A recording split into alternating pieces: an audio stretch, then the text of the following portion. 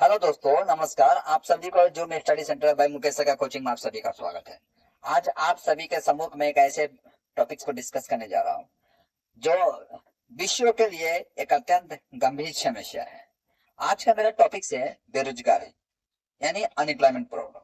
तो देखिए, बेरोजगारी सिर्फ भारत के लिए नहीं बल्कि विश्व के लिए एक ऐसी समस्या है जो कि आए दिन इसके लिए नीतियां बनाई जा रही है।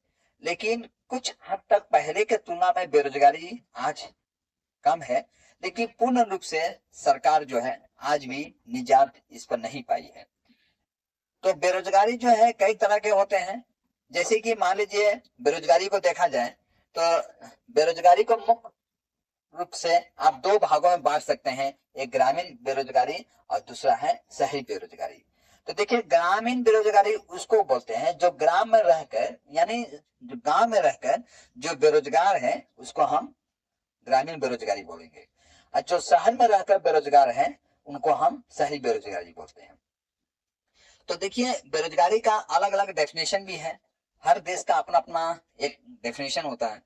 जिस तरह से मान लीजिए, भारत में बेरोजगारी किसे कहते हैं? भारत में बेरोजगारी, बेरोजगार उसको कहेंगे जो मान लीजिए पढ़ा लिखा है लेकिन उसको नौकरी नहीं मिल रहा है, उसको हम लोग क्या कहेंगे? बेरोजगार कहेंगे या बेरोजगारी जो भी है। लेकिन अमेरिका का डेफिनेशन यदि आप पढ़ेंगे या सुनेंगे उसका कुछ अलग है। अमेरिका का डेफिनेशन ये है कि अमेरिका में जो लोग पढ़ लिख लेते हैं और उनके हिसाब से उनको काम नहीं मिलता है तो उनको क्या कहते हैं? बेरोजगार कहते हैं। यदि इससे भी सरल भाषा में यदि मैं कहने जाऊं तो इस तरह समझ लीजिए, जिस तरह से मान लीजिए कोई आदमी पीएचडी कर लिया है, यानी एमए बीए पीएचडी करके बैठा हुआ है, लेकिन उसे कॉलेज में पढ़ाने का अवसर प्राप्त नहीं होता है और दुर्भाग्यवश वो अपना जीविका के लिए मान लीजिए किसी कंपनी में मजदूर का काम कर रहा है या अपने पढ़ाई की तुलना में बहुत छोटे जॉब कर रहा है, तो उसको क्या कहेंगे? बेरोजगार कहेंगे। यही भारत में उसको बेरोजगार कहेंगे जो पढ़ लिख लिया है लेकिन उसको काम नहीं मिल रहा है, या ग्राम में रह रहा है मान लीजिए, पर उसके हिसाब से हालांकि पढ़ा लिखा नहीं है लेकिन उसके हिसाब से मजदूरी मिलना चाहिए लेकिन उसको मजदूरी नहीं मिल रहा है। तो ऐसे लोगों को हम क्या क्या कहते हैं? बेरोजगार कहते हैं। ठीक है। यदि भारत का देखा जाए तो भारत में ऐसे भी राज्य हैं जो कि वहां गरीबी चरम सीमा पर है। यानी देखा जाए, जैसे कि आप उदाहरण के तौर पर मान के चलिए, जो बिहार है, बिहार में आज भी 52% लोग गरीब हैं। दूसरा नंबर में देखिए, आप उत्तर प्रदेश को मान के चलिए। उत्तर प्रदेश जो है आपका, आज भी 48% लोग वहां पर क्या है? गरीब है। तीसरा नंबर आप झारखंड को पकड़ के चलिए। झारखंड जो है आज भी 42% लोग वहां पर गरीब है। मध्य प्रदेश में आपका देखिए 37% लोग गरीब है। तो एक हिसाब से देख रहे हैं, गरीबी जहां होगी वहां पर बेरोजगारी होना स्वाभाविक बात है। क्योंकि जाहिर सी बात है, गरीब यदि आप रहते हैं तो आप एक उचित स्कूल में पढ़ाई नहीं कर पाएंगे, अच्छे स्कूल में पढ़ाई नहीं कर पाएंगे, एक अच्छे रोजगार नहीं कर पाएंगे। क्योंकि रोजगार करने के लिए, पढ़ने के लिए आपको पैसे की जरूरत पड़ती है ना। तो जाहिर सी बात है, आप पैसे का संग्रह नहीं कर पा रहे हैं तो जिसके कारण आप उस स्कूल में दाखिला नहीं ले पा रहे हैं।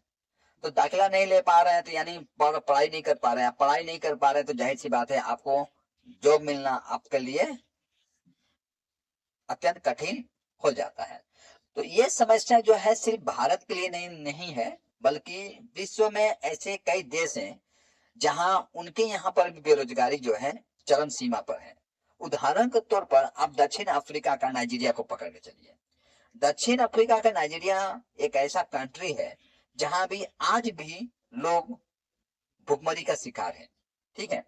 दक्षिण अफ्रीका में देखा जाए तो आज भी वहां पर 8 करोड़, देखिए आंकड़ा को समझ लीजिए, 8 करोड़ 30 लाख, आपका 30,05,482, है ना। इतने लोग क्या है? वहां पर आज भी भुखमरी जैसे समस्या से जूझ रहे हैं। अब ये हमारे भारत के लिए मानता हूं कि ये 8 करोड़ ज्यादा बड़ा ना हो, क्योंकि हम हमारे भारत में जनसंख्या जो है 135 करोड़ है, तो 8 करोड़ हो सकता है, ज्यादा मायने ना रखता हो। लेकिन नाइजीरिया के लिए ये अत्यंत बड़ी आंकड़ा है, क्योंकि नाइजीरिया में इतनी बड़ी जनसंख्या नहीं है जितना कि भारत का है। तो उस हिसाब से देखा जाए तो नाइजीरिया जो है टॉप लेवल में है। इसीलिए आपको नाइजीरिया कंट्री को कैपिटल ऑफ पॉवर्टी कहा जाता है, यानी गरीबों का राजधानी कहा जाता है। तो आप इस हिसाब से समझ सकते हैं कि भारत के साथ साथ अन्य देशों में भी बेरोजगारी और गरीबी जो समस्या है वो चरम सीमा पर है।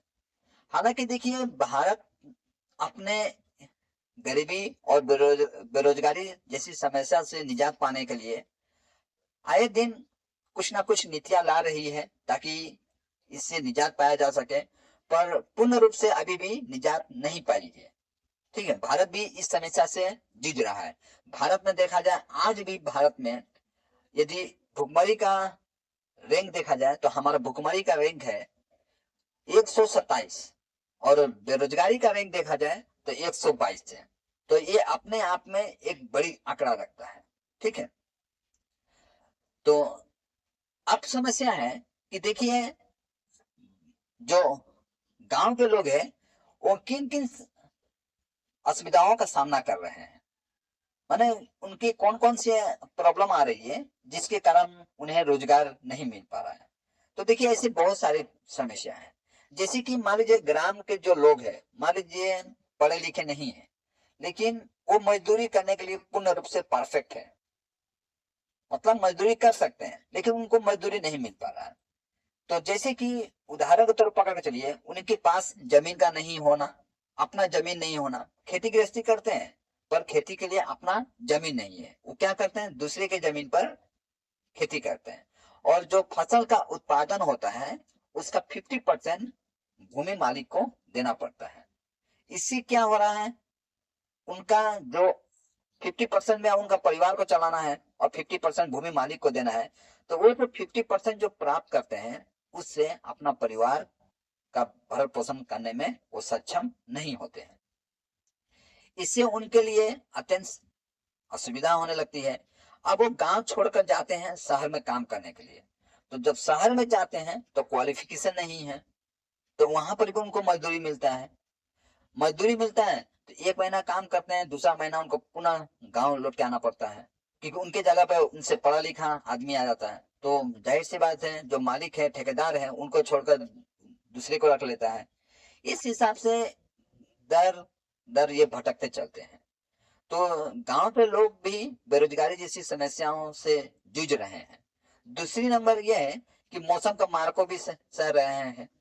जैसे कि मान लीजिए कोई एक व्यक्ति है, सरल भाषा में आपको समझाने का प्रयास कर रहा हूं, जैसे कोई एक व्यक्ति है, वो धान की खेती करता है, ठीक है, या मान लीजिए उसके पास जो भूमि है धान की खेती के लिए उपयुक्त है। धान की खेती साल में एक बार होता है, लेकिन धान की फसल लगाया, लेकिन फसल का उत्पादन जो होना चाहिए जिस हिसाब से, माने जितना परसेंट होना चाहिए उतना नहीं हो पाया। तो जाहिर सी बात है, जो उसे फसल का उत्पादन हुआ उससे वो अपना परिवार का भरण पोषण नहीं कर पा रहा है। तो मौसम का मार भी सहना पड़ता है।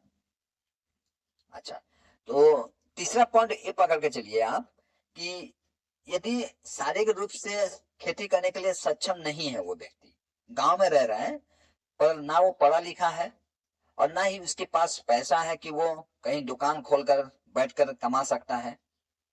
अब उसके पास एकमात्र सहारा है कि लेबर का काम करना।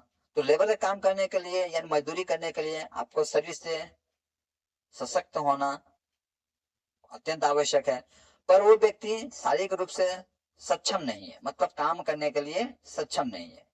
तो इससे भी बेरोजगारी फैलती है। ठीक है, जैसे कि मान लीजिए मजदूरी करने के लिए शरीर का सख्त होना तो अत्यंत आवश्यक है।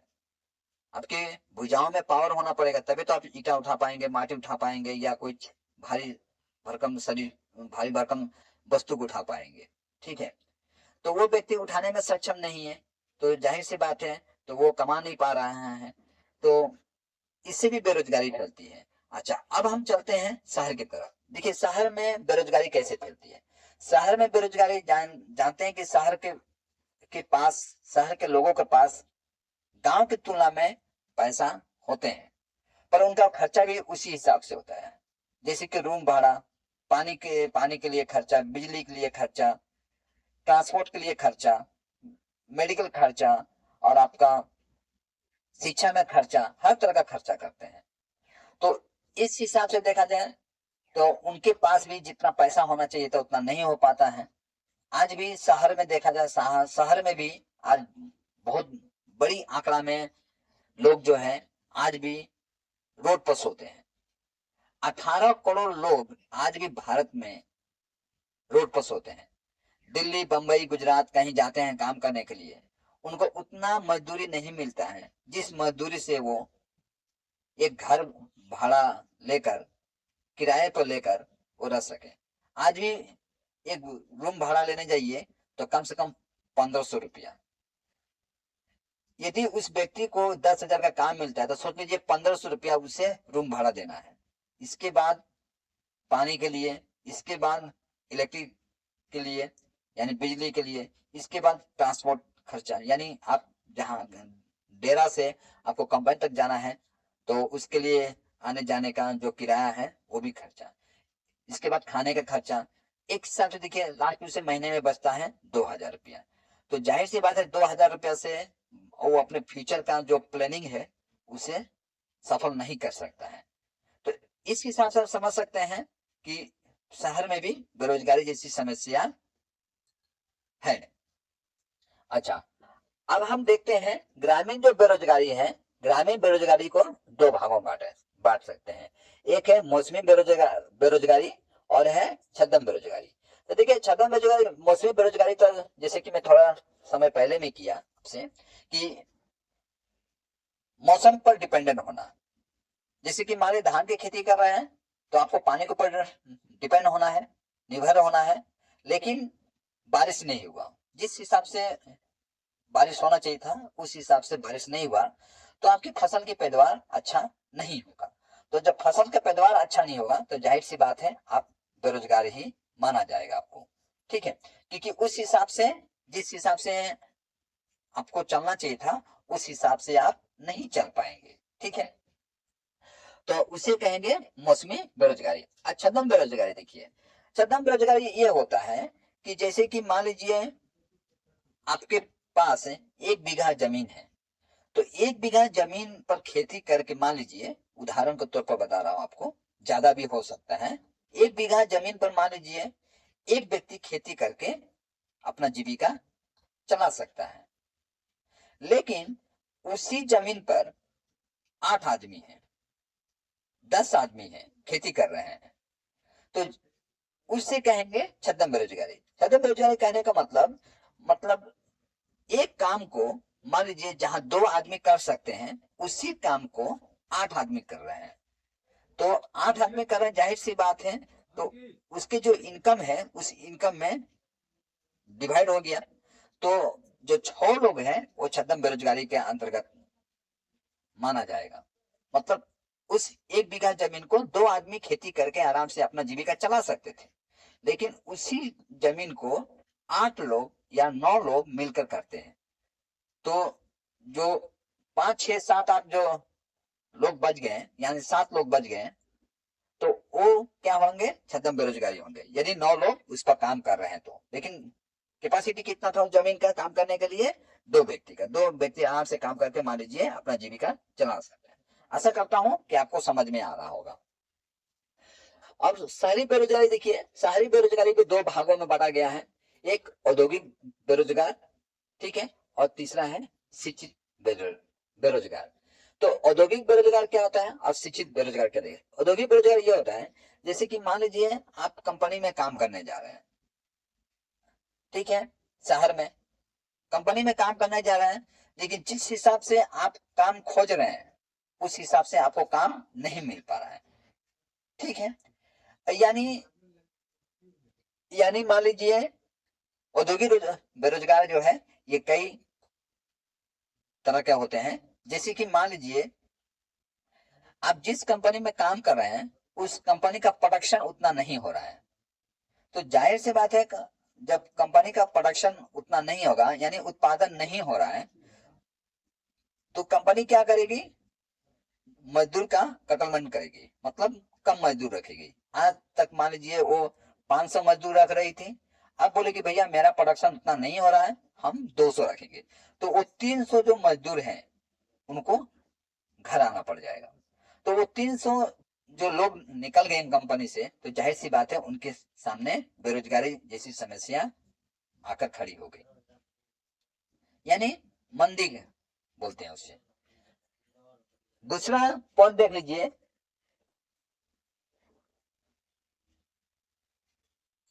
दूसरा है कि उद्योग में काम कर रहे हैं, कंपनी में काम कर रहे हैं, लेकिन कंपनी में काम करने के दौरान उनके पास जो योग्यता होना चाहिए वो योग्यता उनके पास नहीं है। जैसे कि मान लीजिए मैं कंपनी में काम करने जा रहा हूँ, लेकिन कंपनी में टेक्निकल काम चाहिए, जैसे वायरिंग का काम हो, उदाहरण के तौर पर इलेक्ट्रिसिटी का काम हो, इस तरह से काम चाहिए आपको, लेकिन मुझे वायरिंग करने ही नहीं आता है, मुझे एक नट बोल्टो लगाने नहीं आता है, एक मशीन चलाने नहीं आता है, तो मैं जैसे अभी पढ़ा रहा हूँ, अब कंपनी में जाकर बोलूं कि मैं पढ़ाऊंगा, आप हमें जॉब दे दीजिए, तो जाहिर सी बात है कंपनी वाले हमें नहीं रखेंगे, क्योंकि वो स्कूल नहीं है, वो क्या है, कंपनी है। हमें वहां पर टेक्निकल नॉलेज होना, औद्योगिक नॉलेज होना या टेक्निकल नॉलेज होना अत्यंत आवश्यक है वहां पर, या किसी कंप्यूटर कोर्स जो है उसमें डिप्लोमा होना अत्यंत आवश्यक है, लेकिन उसमें हमको ऐसा नॉलेज मेरे पास है ही नहीं। तो मेरे पास जब नॉलेज नहीं है तो जाहिर सी बात में हमको वहां पर काम नहीं मिलेगा। ठीक है, तो मतलब संक्षेप में कहा जाए तो ये है कि कंपनी को जैसी आपके अंदर में शिक्षा चाहिए, ऐसा शिक्षा ना लेकर यदि आप कंपनी में जाते हैं काम करने के लिए, तो वहां पर आप लास्टिंग नहीं कर पाएंगे। ठीक है, तो औद्योगिक बेरोजगारी आप समझ चुके होंगे। कभी कभी कंपनी में क्या होता है, कंपनी क्या करती है, जब उनका प्रोडक्शन नहीं भी होता है तब भी वो क्या करती है, यानी मान लीजिए मजदूर रखती भी है तो वो सैलरी में कटलमेंट कर देती है, बोलते ठीक है आप, अब तक मैं आप लोग को 15,000 रुपया दे रहा था, अब मेरा उत्पादन जो है, प्रोडक्शन जो है कंपनी का अच्छा नहीं चल रहा है, तो मैं आप लोग को 11,000 रुपये दूंगा या 7,000 रुपया दूंगा। तो जाहिर सी बात है कंपनी में काम करके आप सबको 7,000 रुपया मिलेगा तो आप नहीं चल पाएंगे। ठीक है, आपका दिन का हजीरा जो है वो भी खड़ा नहीं हो पा रहा है, लेकिन आप मजबूर हैं तो आपको काम करने के लिए आप बाध्य हैं। अच्छा, अब हम चलते हैं शिक्षित बेरोजगार।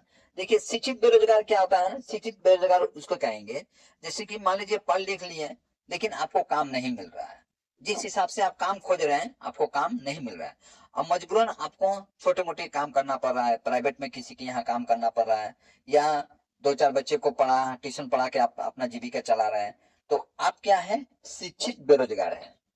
ठीक है, इसे शिक्षित बेरोजगार के अंतर्गत में रखा गया है। अब हम चलते हैं, देखिए आप इसको देखिए, नेशनल सैंपल सर्वे ऑर्गेनाइजेशन, यानी परीक्षा में से पूछा जाता है NSSO।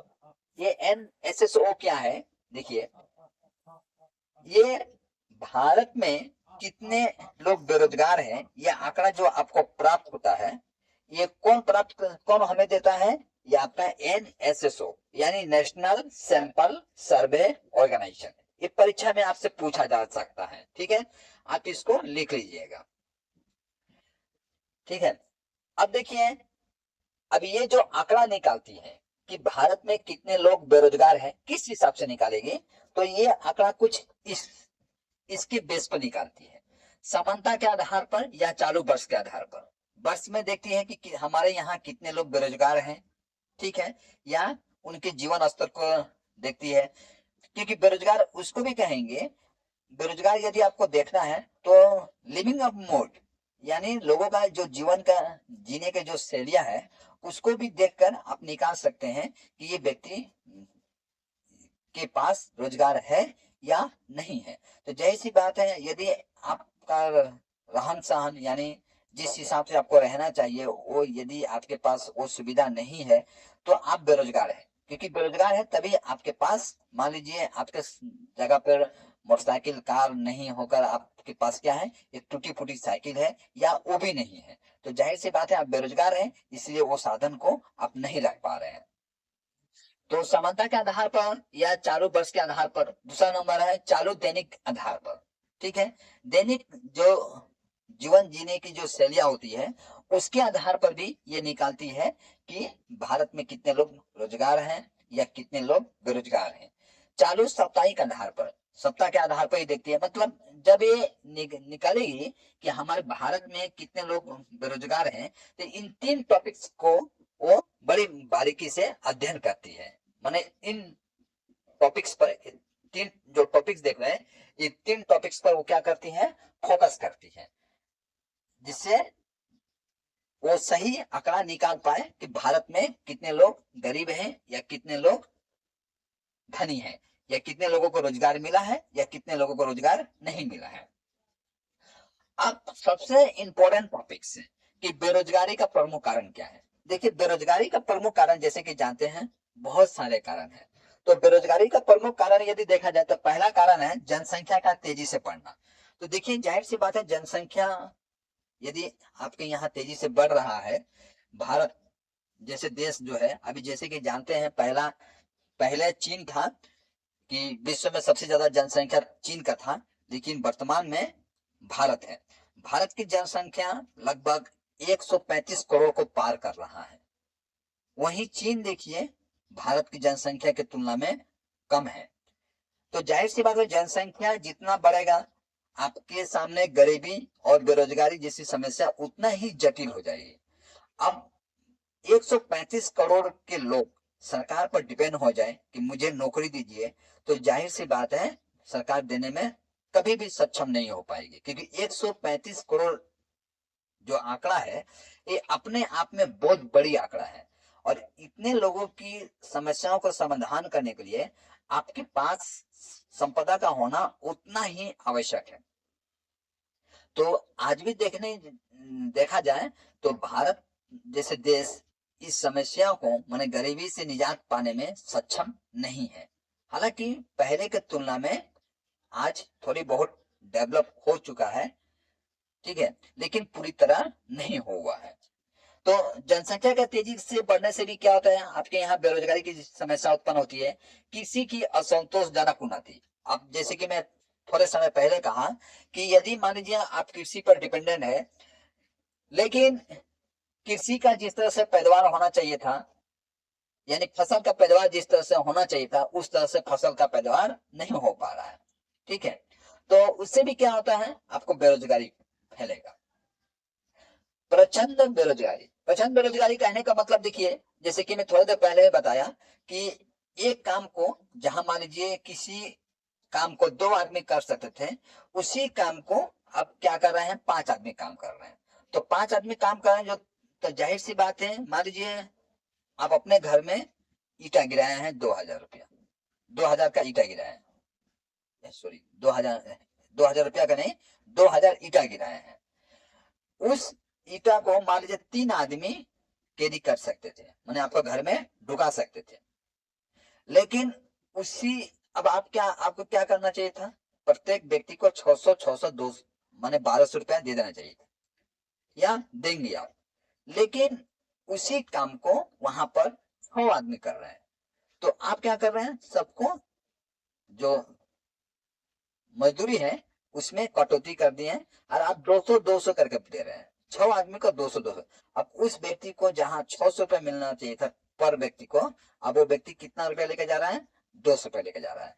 तो ऐसे जो रोजगार होते हैं उसके हम प्रचंड बेरोजगारी कहते हैं। देखिए प्रचंड बेरोजगारी को कहीं ना कहीं बनावटी बेरोजगारी भी कहा जाता है। इसे प्रचंड जो बेरोजगारी है इसे बनावटी बेरोजगारी भी कहा जाता है। बनावटी बेरोजगारी इसलिए कि हम इच्छा से इसको हम खुद क्रिएट करते हैं, ठीक है।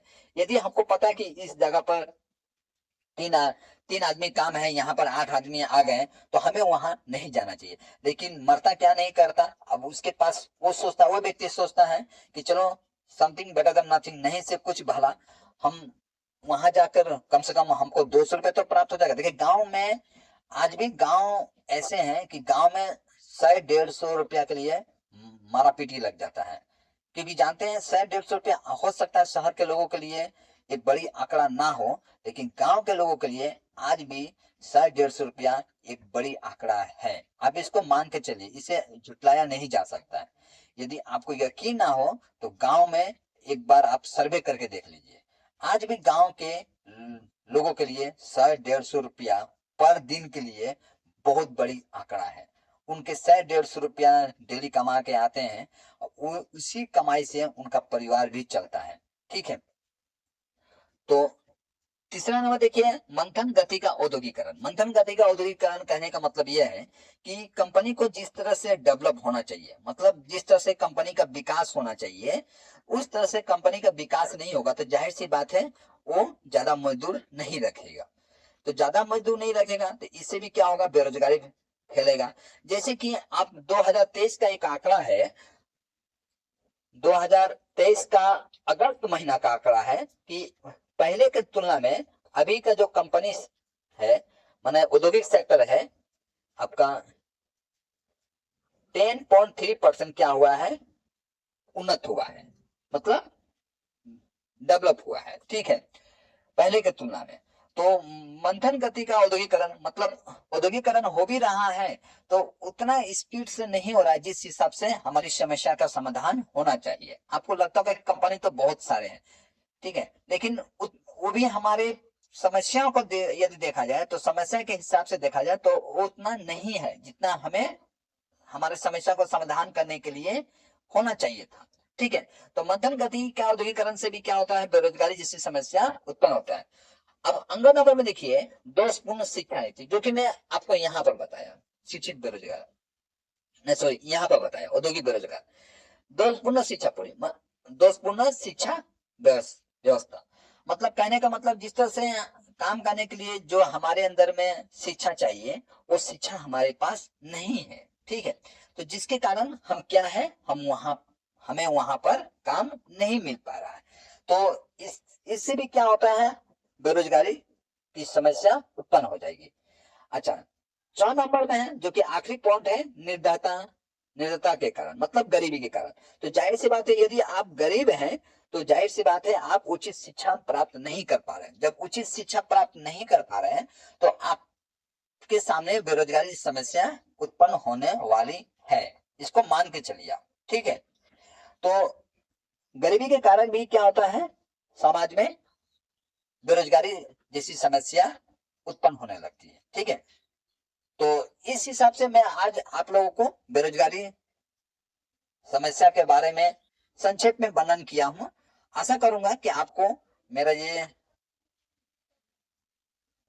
जो मैं आपको पढ़ाया हूं ये आपको अच्छी तरह से समझ में आया होगा। यदि समझ में आया, आपको लगता है कि आपके एग्जाम के नजरिए से आपके लिए फायदेमंद है, तो मेरे चैनल को सब्सक्राइब कीजिए और लाइक कीजिए और अपने मित्र मंडलियों में भी इस वीडियो को शेयर कर दीजिए ताकि थोड़ी बहुत ज्ञान की प्राप्ति अपने मित्र मंडलियों में भी भेज दीजिए। ठीक है, तो आज की क्लास मैं यहीं पर समाप्त करता हूं। जय हिंद।